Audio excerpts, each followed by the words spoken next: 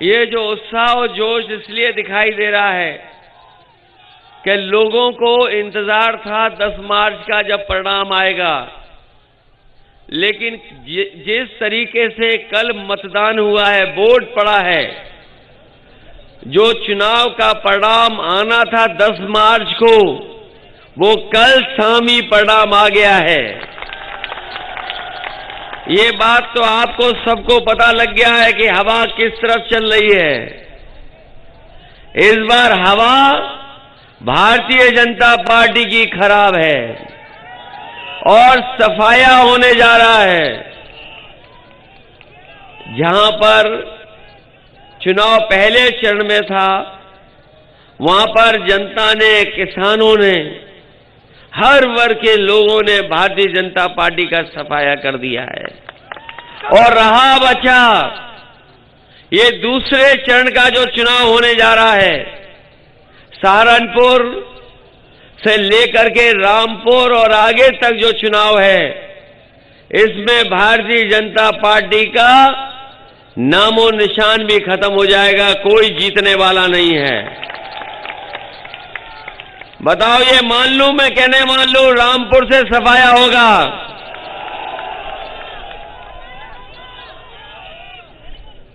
होगा कि नहीं होगा सफाया? और सफाया नहीं हुआ तो याद रखना, अभी कुछ दिन पहले खाद लेने गए होगे। बताओ, खाद मिल गई कि नहीं मिल गई? और जब घर पे आए होगे, खाद की बोरी चेक की होगी तो 5 किलो साफ हो गई कि नहीं हो गई? ये बोरी में चोरी करने वालों को वोट तो नहीं दोगे? और गन्ने का बकाया अभी भी बकाया है, भुगतान नहीं हो पाया। बिजली का जब बिल आता है तो करंट लगता है कि नहीं लगता है?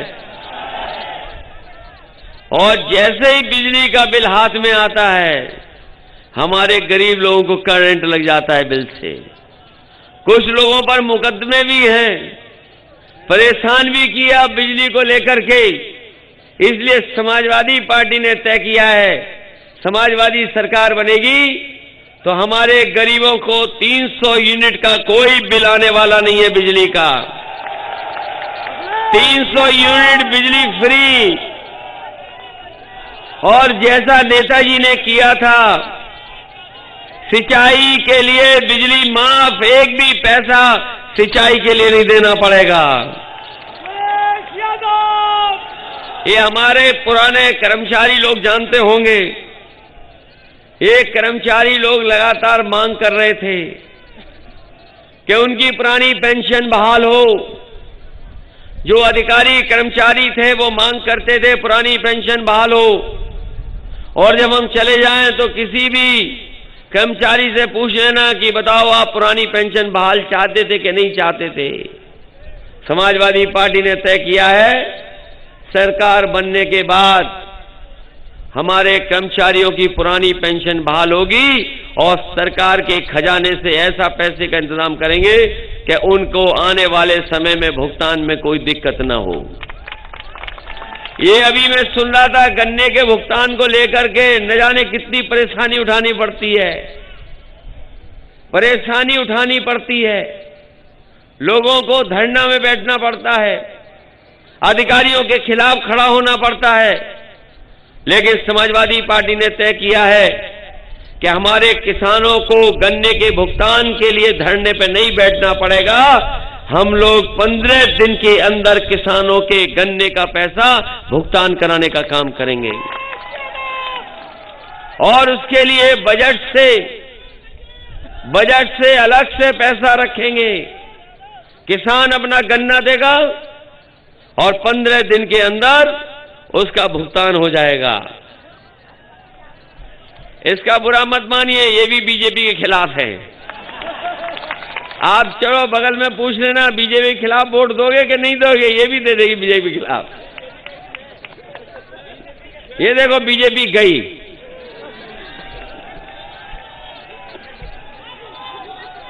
इधर से आई उधर से चली गई बीजेपी।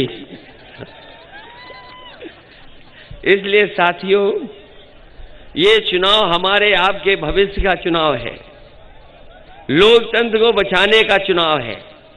बाबा साहब भीमराव अम्बेडकर जी ने हमें संविधान दिया और संविधान से हमें बहुत हक और अधिकार मिलते हैं।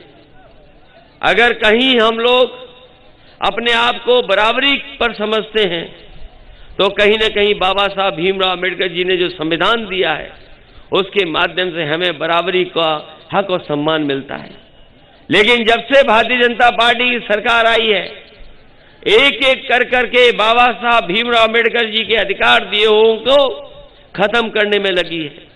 जो लोग पढ़ते लिखते होंगे जानते होंगे कि नई लोकसभा बन रही है दिल्ली में, नई लोकसभा बना रहे हैं भारतीय जनता पार्टी के लोग। हो सकता है संविधान को ही बदल दें। इसलिए साथियों, हम कहना चाहते हैं, जहां ये आपका हमारे भविष्य का चुनाव है, किसानों का चुनाव है, वहीं ये संविधान को बचाने का भी चुनाव है। बताओ, संविधान को बचाने का काम करोगे कि नहीं करोगे इस चुनाव में? ये बीजेपी के लोग कुछ भी कर सकते हैं और उनके लखनऊ में बैठने वाले वो कुछ भी और कर सकते हैं। ये बाबा मुख्यमंत्री को हटाने वाला भी चुनाव है। बताओ, बाबा मुख्यमंत्री को हटाओगे कि नहीं हटाओगे? ऐसे मुख्यमंत्री जिन्होंने खेतों पे तार लगवा दिए, खेतों पे तार लगे कि नहीं लगे हैं? और हमारी गाय मां भूखी हैं, हजारों करोड़ रुपया आया गौशाला में, पता नहीं पैसा कहां चला गया, जाने कहां पैसा चला गया। हजारों करोड़ रुपया आया था गौशाला गाय मां की सेवा के लिए, लेकिन वो पैसा पता नहीं कहां चला गया। हमारे खेतों में किसानों को तार लगाने पड़ गए और कोई भी फसल पैदा की होगी हमारे किसानों ने तो किसी भी फसल की कीमत इन्होंने नहीं दी। बताओ, किसी फसल की कीमत मिली हो तो बताओ? महंगाई बढ़ गई कि नहीं बढ़ गई? ये कहते थे हवाई चप्पल में चलने वाले को हवाई जहाज में बैठाएंगे, और जब से भारतीय जनता पार्टी की सरकार आई है डीजल पेट्रोल महंगा कर दिया है। गरीब आज गाड़ी नहीं चला सकता, गरीब की गाड़ी नहीं चल पा रही, नौजवान की मोटरसाइकिल नहीं चल पा रही। बताइए, पेट्रोल ऊपर पहुंच गया नहीं पहुंच गया? 100 रुपए पार आ गया कि नहीं? आ गया। तो सोचिए, ये हालत है। गरीबों से पैसा लेकर के अमीरों की तिजोरी भरने का काम अगर किसी ने किया है तो वो भारतीय जनता पार्टी के लोगों ने किया है। इसलिए भारतीय जनता पार्टी के खिलाफ आज हर वर्ग के लोग खड़े हैं। कोई वर्ग नहीं बचा जो उनके खिलाफ ना खड़ा हो।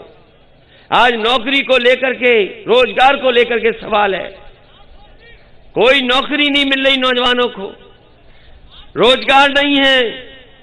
जो कारखाने उद्योग नौकरी रोजगार भी देते थे वो कारखाने उद्योगों को बेचने का काम किया है। ये बड़े बड़े कारखाने जो भारत में लगे थे सब बेच दिए गए। ये जो हवाई जहाज चल रहे थे सरकारी, वो हवाई जहाज बेच दिए। हवाई जहाज जहां खड़े होते थे वो हवाई अड्डे बेच दिए। पानी के जहाज बेच दिए। पानी का जहाज जहां खड़ा होता बंदरगाह बेच दिए। ट्रेनें बिकने जा रही हैं, रेलवे स्टेशन की जमीनें बेच दी। और ये एक दिन अगर इन्हें फिर मौका मिल गया तो हो सकता है कानून ला करके न जाने क्या क्या चीजें बेचने लगे। बताओ, बिकना शुरू हो गया कि नहीं बिकना शुरू हो गया? जिस समय बीमारी में हमें और आपको परेशानी उठानी पड़ी, सब कुछ इलाज के लिए इंतजाम करना पड़ा, किसी की आमदनी नहीं हुई, किसी की आय नहीं बढ़ी। जिस समय कोरोना की बीमारी आई, लॉकडाउन लगा, सब कुछ बंद हो गया, कारखाने उद्योग बंद हो गए, बाजार बंद हो गए, कोई नहीं चल पाया। उस समय हमारे आपके पैसे धंधे भी बंद हो गए। और उस समय का हिसाब किताब लगाओ, देश के कुछ उद्योगपति न जाने कहां पहुंच गए। और अभी अखबार में आया है कुछ दिन पहले, जो पीछे पीछे थे उद्योगपति वो आज भारत के नंबर 1 उद्योगपति बन गए हैं। सोचिए, गरीब गरीब होता जा रहा है, जिन पे पैसा था वो सबसे ऊपर पहुंच गए। ये गरीबों की सरकार नहीं है, ये अमीरों और उद्योगपतियों की और बड़े लोगों की सरकार है। बताओ गरीबों, आपको, नौजवानों को, क्या गरीबों की आमदनी बढ़ी? नौजवानों को नौकरी रोजगार मिले? और हमारे बाबा मुख्यमंत्री कहते हैं कि सरकार आएगी तो गर्मी निकाल देंगे। हमारे बाबा मुख्यमंत्री, जिन्हें कुछ नहीं पता, लैपटॉप भी नहीं चला पाते। ये जो मोबाइल हमारे नौजवान गांव वाले सीख गए हैं, आप में से जितने बैठे थोड़ा बहुत चला लेते होंगे, लेकिन हमारे बाबा मुख्यमंत्री मोबाइल भी नहीं चला पाते हैं। अभी कह रहे थे हमने लैपटॉप बांट दिया, स्मार्टफोन बांट दिया। बताओ रामपुर वालों, किसी को मिला स्मार्टफोन, लैपटॉप? कहीं मिला हो तो बता दो। नहीं मिला है। नौजवानों, किसी को नहीं मिला होगा। और समाजवादियों ने जो भी दिया होगा, आज भी चल रहा होगा, आज भी बंद नहीं हुआ होगा। तो जो लोग गर्मी निकाल रहे थे, हम नौजवानों को कहना चाहते हैं, हम लोग रोजगार और फौज में नौकरी और पुलिस में नौकरी निकालने का काम करेंगे, तब जाकर के भारतीय जनता पार्टी की गर्मी निकलेगी।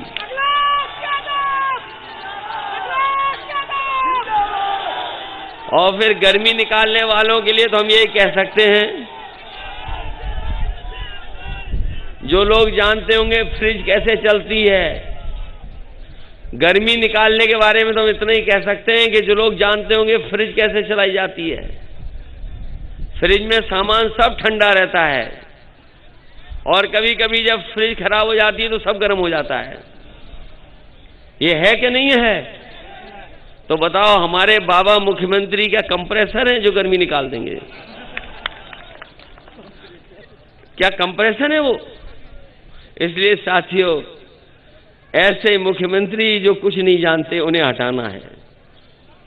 हटाना चाहते हो कि नहीं हटाना चाहते? इस बार उत्तर प्रदेश की जनता ने तय किया है, ये झूठ बोलने वालों का जहाज उत्तर प्रदेश में नहीं उतरेगा इस बार। इनके नेता झूठ बोलते हैं। छोटा नेता है तो छोटा झूठ बोलता है, बड़ा नेता है तो बड़ा झूठ बोलता है, और सबसे बड़ा नेता है तो सबसे बड़ा झूठ बोलता है। ये बात है कि नहीं है? छोटे नेता है तो छोटा झूठ, बड़े नेता है तो बड़ा झूठ, और सबसे बड़े हैं तो सबसे बड़ा झूठ बोलते हैं। पहली बार झूठ बोला था कि नोटबंदी होगी तो भ्रष्टाचार खत्म हो जाएगा। बताओ कहां भ्रष्टाचार खत्म हो गया?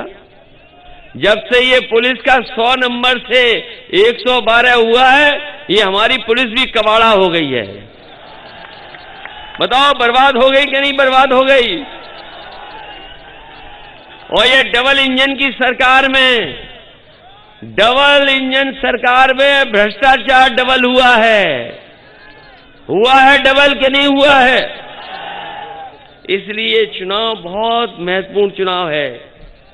यहां आपके भविष्य का चुनाव है। वहीं ये उत्तर प्रदेश के भविष्य का भी चुनाव है।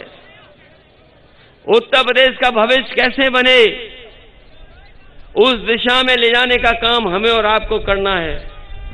ये वोट डालने का अधिकार हमें मिला है। ये आपका एक एक वोट बदलाव लाएगा। बताओ बदलाव लाओगे कि नहीं लाओगे?